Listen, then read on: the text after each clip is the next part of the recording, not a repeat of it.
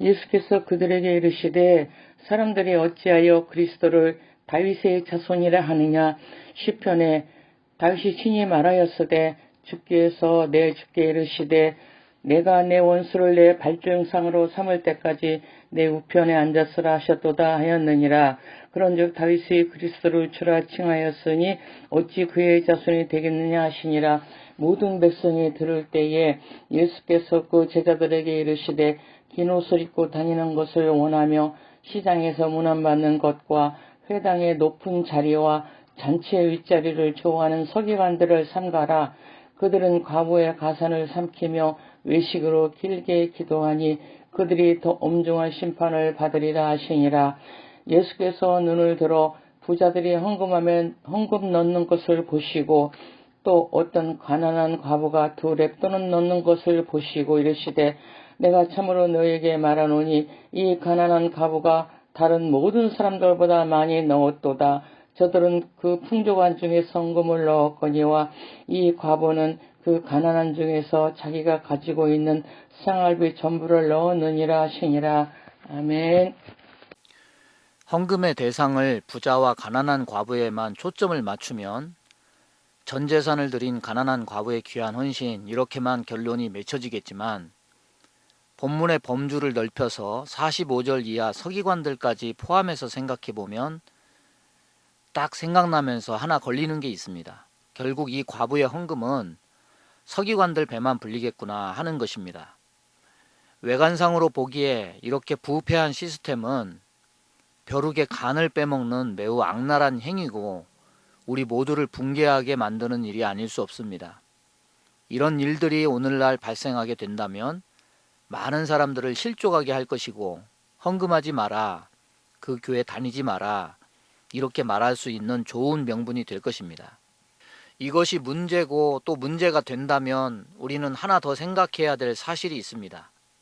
바로 예수님의 순환의 속사정을 자세히 살펴보면 사실 예수님의 순환은 이보다 더 분개해야 될 일이라는 것입니다. 거룩으로 포장한 무리들이 알고 보니까 굉장히 악랄하고 더럽고 뻔뻔한 사람들이었습니다. 어떻게 하나님의 아들에게 죄인의 누명을 입혀서 죽일 수 있는가? 우리 자녀가 그런 식으로 엉터리 재판으로 무자비하게 죽었다고 한다면 아마도 우리 모두는 가만히 있지 않았을 것입니다.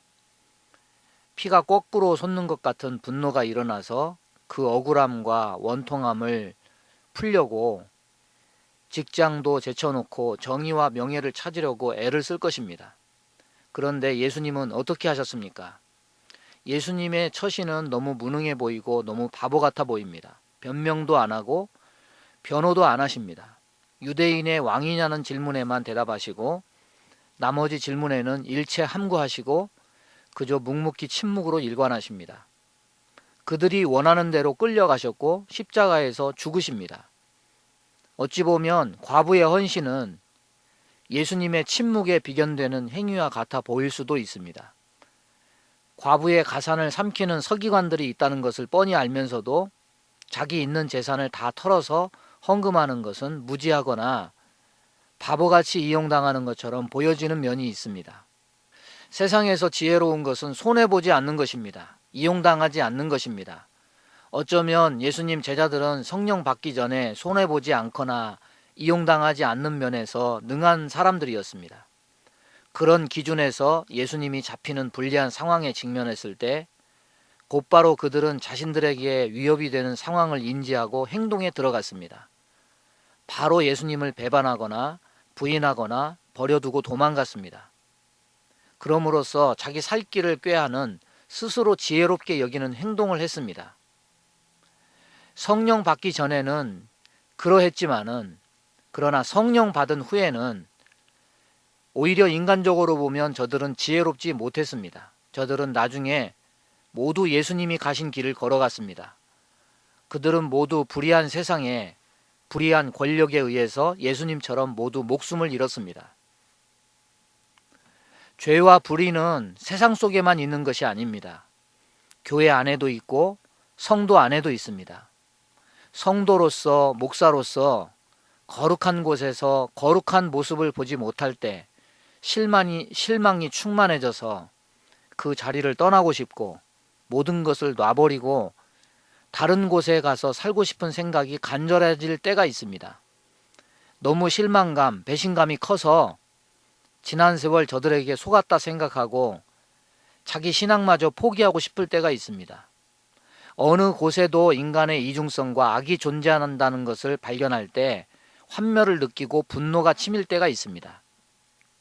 그러나 그럼에도 불구하고 주님을 따르는 자들은 주님이 가신 길을 걸어야지 실망과 낙담 속에 그 길을 이탈하는 길을 가서는 안 됩니다.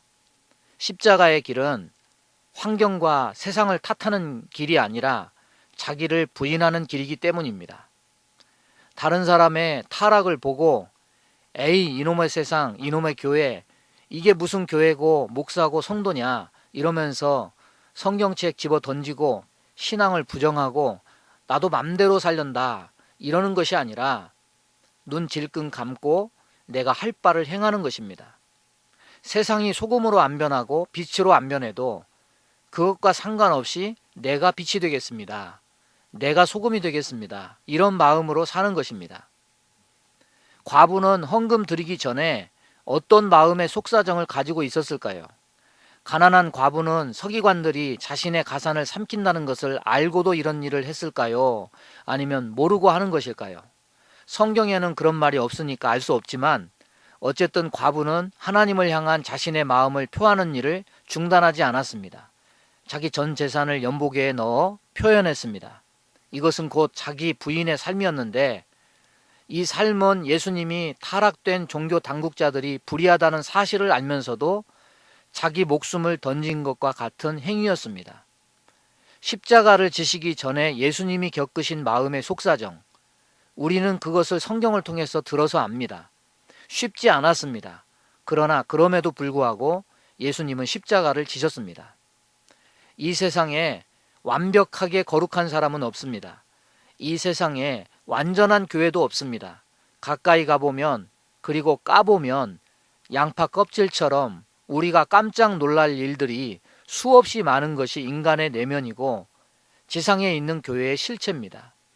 예수님이 계시록에서 7 교회의 껍질을 까서 보여주시지 않습니까?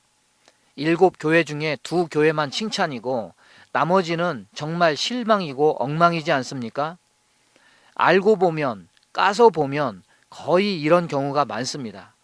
사람을 보아도 실망이고 세상을 보아도 실망이고 교회를 보아도 실망입니다. 우리가 거룩한 일을 하면 세상도 거룩해지고 선한 일을 하면 세상도 선하여질 것이어서 그 일을 해야 하는 것이 아닙니다. 하나님께서 영광을 받으시는 것은 우리를 통한 세상의 변화의 결과가 있어서라기보다 하나님 자녀인 우리의 빛과 소금된 삶 자체로서 하나님은 영광을 받으시는 것입니다. 우리 삶의 결과가 세상을 바꾸지 않습니다. 세상을 바꾸고 사람을 바꾸는 이는 내가 아니라 내 행동이 아니라 오직 그리스도로서만 가능할 뿐입니다. 그러니까 세상의 악함을 탓하고 바꾸어지지 않는다고 푸념하지 말고 하나님 앞에 그냥 오늘 할 일, 오늘 우리가 할 일을 묵묵히 하며 살아가야 됩니다. 가난한 과부의 헌금은 이런 의미에서도 종교 당국자들의 악함을 알고도 십자가를 지신 것과 같은 그런 헌신이었습니다. 우리는 서기관과 과부를 통해서 종교 안에 다른 두 삶, 행동을 살펴보았습니다. 하나님은 중심을 보신다. 이렇게 결론 맺어도 이상할 것은 없습니다. 그러나 오늘 거기서 더 나가서 더 심층적으로 우리가 얻을 교훈은 예수님이 십자가를 지셨듯이 가난한 과부가 강도의 구려를 만드는 제사장들이 뻔히 부정을 저지름을 알고도 헌금을 들여서 자기 할 일을 하듯이 탓하지 말고 자기를 부인하고 자기 십자가를 지는 삶을 살아가라는 것입니다. 악한 세상은 내 선한 행위로 바꾸어지지 않습니다. 오직 그리스도로서만 바꾸어질 것입니다. 믿음과 신앙은 그것을 바라보고 믿으면서 오늘 내가 하나님 앞에 할 일을 하면서 사는 것입니다. 다 같이 기도하겠습니다. 하나님 아버지, 세상이 악하다 하여, 사람들이 부패했다고 하여, 교회가 타락했다고 하여, 실망하고 낙담하여 나 자신마저 믿음에서 떨어져 나가는 그런 함정에 빠지는 우를 범하지 않기를 원합니다. 십자가를 지시기 전 주님 마음은 죽게 되어 번민하였지만 결국 주님은 그 십자가를 지시고 홀로 골고다 언덕길을 오르셨듯이 과부의 가산을 삼키는 서기관들이 있음에도 불구하고 과부는 자기 전 재산을 드리는 일을 멈추지 않았듯이 우리 또한 오늘 하루 우리 믿음의 행보에 걸림돌이 되는 마음의 속사정들을 뛰어넘어서 주님의 뜻을 이루는 삶을 살게 하여 주옵소서. 예수님의 이름으로 기도하옵나이다. 아멘.